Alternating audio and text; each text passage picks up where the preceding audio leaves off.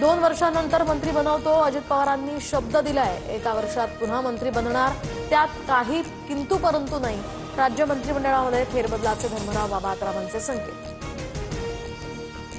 केंद्रीय गृहमंत्री अमित शहांचा आज मुंबई दौरा. सह्याद्री अतिथीगृहामध्ये सर्वपक्षीय नेत्यांसोबत बैठक घेणार. शहांच्या हस्ते महाराष्ट्र भाजपच्या प्रदेश मुख्यालयाचं भूमिपूजन.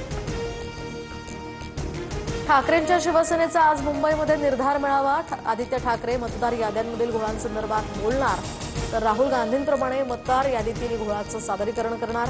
नेत्यांकडून वरळी डोमची पाहणी.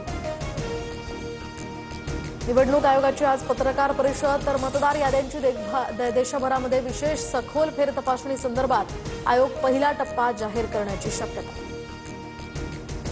मनसेच्या केंद्रीय समितीची सकाळी शिवतीर्थवर बैठक. 1 नोव्हेंबरच्या मोर्चासंदर्भात या बैठकीत चर्चा होणार. शेतकरी कर्जमाफीसाठी बच्चू कडूंचा उद्या भव्य मोर्चा. आंदोलनासाठी बच्चू कडू आज हजारो कार्यकर्त्यांसह ट्रॅक्टर घेऊन नागपूरकडे निघणार. मोर्चा आधी बावनकुळेंकडून कडूंना बैठकीचं निमंत्रण.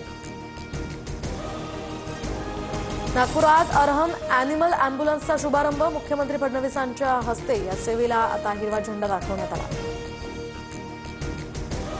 उद्धव ठाकरे 5 ते 8 नोव्हेंबर दरम्यान मराठवाडा दौऱ्यावर.